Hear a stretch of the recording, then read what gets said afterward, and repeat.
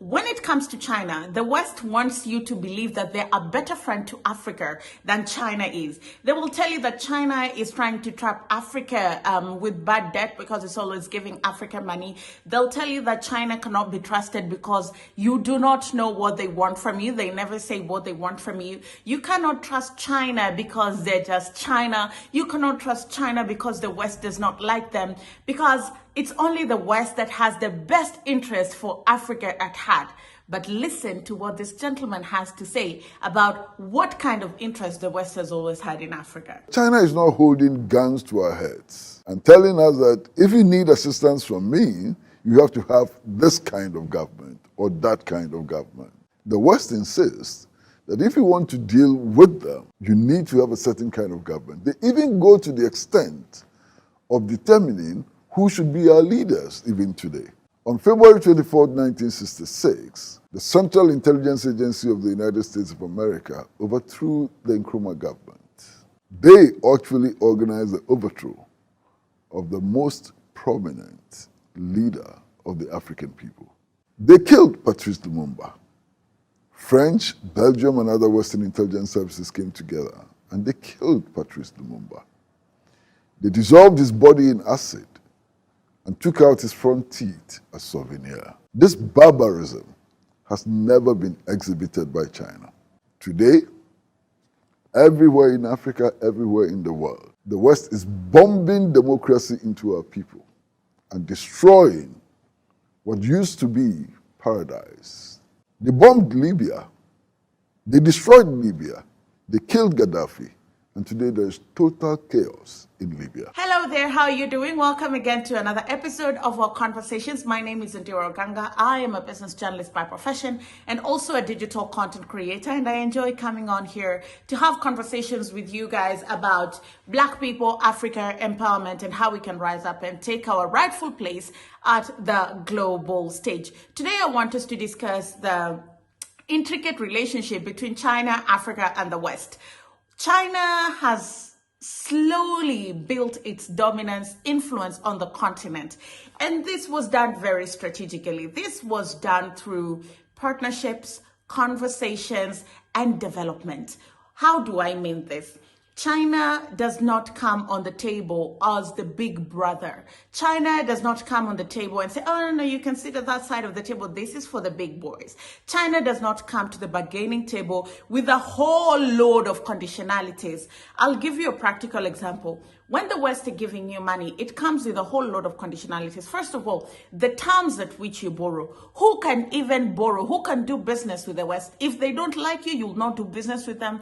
They'll slap sanctions on you. They will ensure that you dance to their tune by any way, form, and means possible.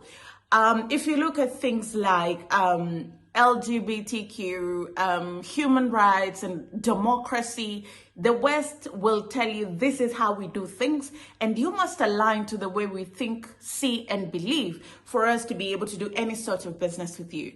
Do not get me wrong. I have no issue, and I don't think Africans at large have issues with matters of human rights and democracy and LGBTQ. It's just that we see things differently, we perceive things differently, and we are at a different stage. To be honest with you, 40, 50 years ago, same-sex marriage was illegal even in the West. It's now being legalized in several European countries.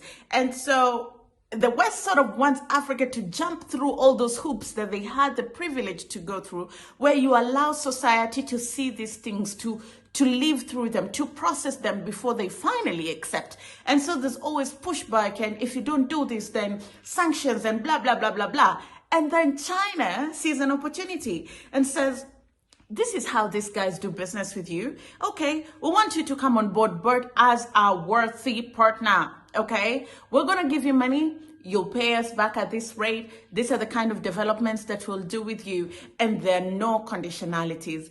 How China does what it does is up to China. And what you do is up to you. Ours is a business transaction. And for as long as we respect each other and ensure that we operate at a diplomatic level, we do not have a problem with you. That is not how the West works. And if you doubt it, Africa is a perfect example. And when I say Africa, do not just limit your imagination to US, UK. There are countries such as Belgium that have committed atrocities on the continent. There are countries such as France that continue to loot dry the continent. And there's evidence out there like La France-Afrique Agreement. And so today we want to have a conversation of why Western relationships are very complicated and why Africans are beginning to lean more towards the Chinese. Listen to what he had to say. Every Chinese leader that I've known, that I've listened to and read, has emphasized the point that China is building its society based on the aspirations of its own people. And every Chinese leader that I've listened to and read, from Chairman Mao to President Xi, they have said that the Chinese model is not a model which should be copied. So China is not imposing its model on us. Of course, China is doing things which can provide inspiration for us. China is doing things which can show us that there's another way and so on.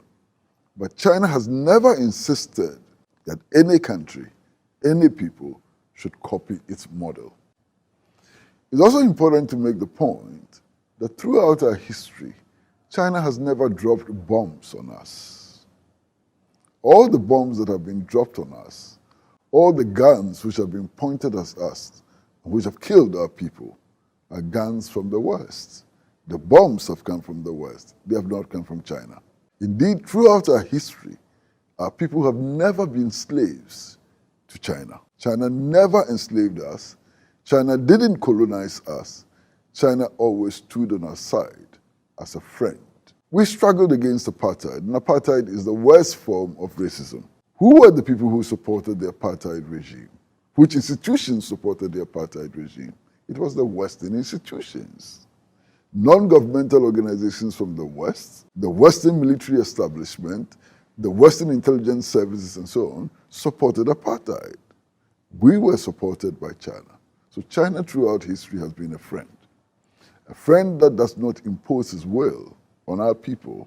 There is talk of the possibility of China assuming the role that the Western powers have assumed. That possibility does not exist. Listen, until recently, if you wanted to make a telephone call from Ghana to Togo, you had to route that call through Paris or London.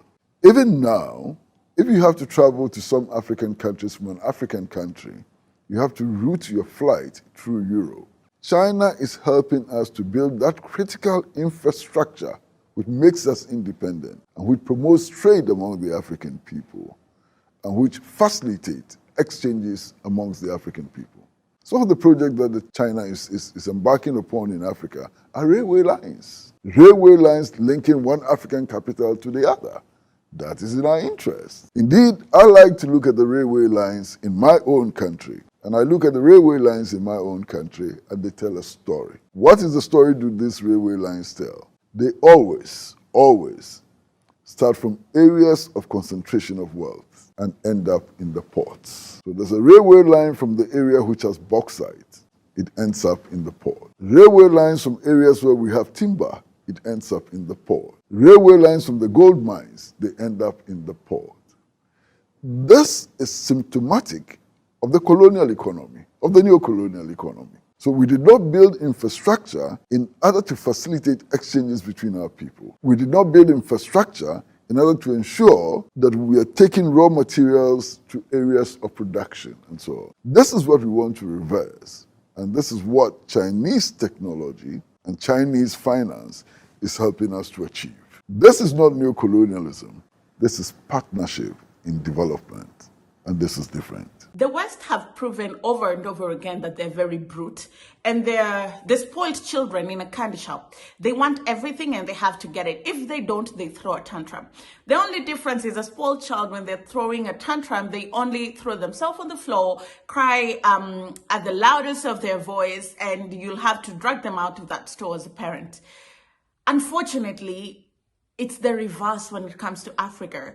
If you do not abide by their rules, then you're going to pay the price in terms of destabilization, in terms of coups, in terms of assassinations.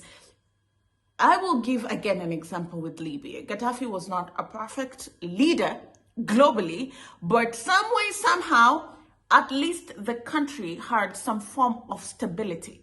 Okay? No leader is perfect. Let us establish that, because also the West has this thing of, if an African leader has 1 or 2 or 3 flaws, they're not fit for office, throw them out. We saw how Trump performed. We knew his shortcomings, we knew his weaknesses, his blatant denial of COVID-19, refusing to take the vaccine, getting COVID-19, lack of empathy for people during COVID-19, and only focused on reviving businesses. And so one can argue he's a good businessman, and one can argue he's a horrible human being. Look at Biden and the place that America is right now. The economy is not necessarily doing well, but nobody is saying Biden is not a good leader. Overthrow him. There needs to be a coup. We are allowing you the privilege and the right to live through your leadership and navigate your own internal leadership. That's not how it works with the West. If they don't like a leader, they are the big brother. They've bestowed upon themselves that demigod status, and they will take you out of power and put whoever they please in office, or just leave a country destabilized. Look at Libya right now. In all honesty, that chaos wasn't called for. Again, it's important to recognize that China is not holding guns to our heads and telling us that if you need assistance from me, you have to have this kind of government or that kind of government. The West insists that if you want to deal with them, you need to have a certain kind of government. They even go to the extent of determining who should be our leaders even today. On February 24, 1966, the Central Intelligence Agency of the United States of America overthrew the Nkrumah government. They actually organized the overthrow of the most prominent leader of the African people. They killed Patrice Lumumba.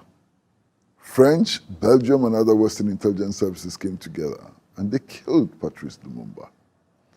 They dissolved his body in acid and took out his front teeth as souvenir. This barbarism has never been exhibited by China.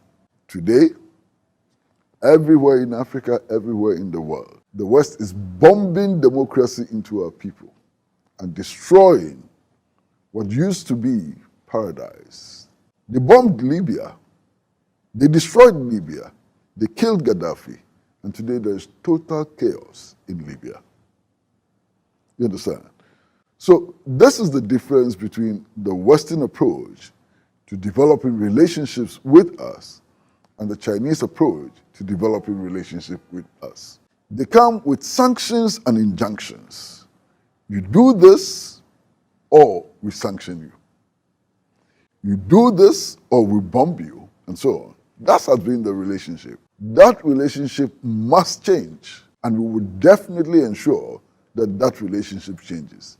Because that relationship is not in our interest, and that relationship cannot contribute to the building of a new world without a bomb. To the building of a new world in which we all see ourselves as equal partners in the preservation of life. Finally, before we end this vlog, we need to discuss the idea of Pan-Africanism, because if Africa is to rise up and join forces and fight off Western influence, negative Western influence on the continent, then we will need to speak with one accord. But we need to rethink the idea and concept of Pan-Africanism. Where did it come from? Whose idea was it? You know, does Africa, as we know it right now, serve Africans, work well for Africans? For example, borders. In Europe, if you're a European, you can travel across the continent, you know, and that means swift and easy movement of people and goods, which stimulates trade. But because some Western powers sat down, created borders for Africa, 50, 60 years later, these borders are still holding us back from traveling, from doing business with each other, and we need to rethink that. Pan-Africanism is an imperative in Africa because today, the geographical areas we describe as countries were not created by us. It was Otto von Bismarck who actually invited European powers to Bonn to divide Africa into the spheres of their influence. So these European leaders put a map on the table. There was no African around. It was only European leaders. They took pencils and began to draw lines across Africa. These are the lines today which have become our national boundaries. And I travel through Africa a lot, you understand. You go to the border between Ghana and Togo, and you find one house. The bedroom is in Ghana, the kitchen is in Togo. The people in that house, who are they? You go to the border with La Côte d'Ivoire, and you find part of the Nzima people in La Côte d'Ivoire, and part of them in Ghana. You understand? So these borders were so arbitrarily carved, and they have led to the creation, in most parts, of small states which are non-viable and which are open to exploitation. Our quest for African unity is to overcome this heritage of colonialism and exploitation. Our quest for African unity is to enable us to pool our resources together, to act together, to become strong, as Nkrumah and others advocated. Nkrumah and others wanted a united Africa with a common defense policy, common foreign policy, common economic policy, and so on. That is the salvation for Africa. We must definitely achieve the unity of the African people, because that is the only way forward for the African people. Well, that's all I had for you in this episode of our conversations. My name is Ondiro Oganga. Thank you very much for watching. Comment down below what you think about our conversation today, and like this video and share with a friend. I'll see you again next time.